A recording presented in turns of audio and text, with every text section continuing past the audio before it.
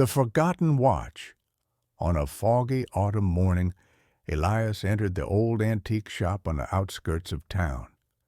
The scent of aged wood and yellowed paper filled the air as his gaze wandered over the shelves lined with rare artifacts.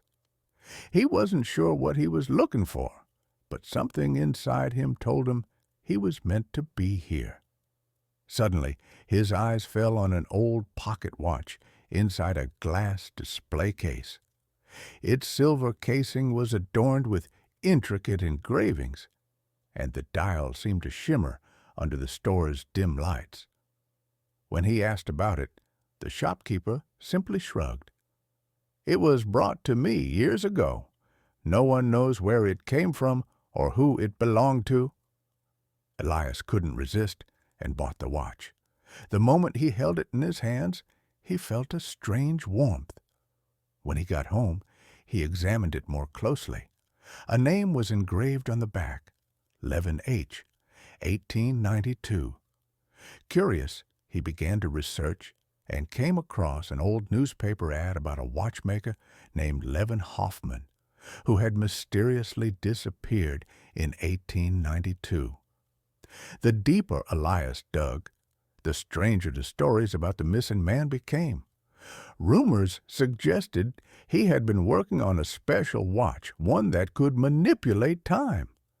Elias laughed at the thought, but as he turned the watch's hands, something around him shifted. The room began to flicker, and when he blinked, he found himself in a completely different place. He stood in a workshop filled with ticking clocks. A man with a worried expression sat at a table, working on a watch identical to the one in Elias' hands. "Who are you?" the man asked in surprise. Elias stammered, I don't really know, but I think I found something that belongs to you." Levin Hoffman's eyes widened as he recognized the watch. "Then it's true. It actually works." He explained that he had created the watch to preserve time, but a flaw in its mechanism had trapped him in a time loop. "You can help me return," Levin said with hopeful eyes. Together, they worked to fix the watch. When it was finally repaired, Levin showed Elias how to use it.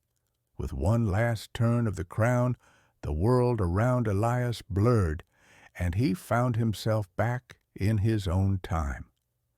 The watch lay still in his hand, but something had changed. Elias knew he had caught a glimpse of another time, and that some things should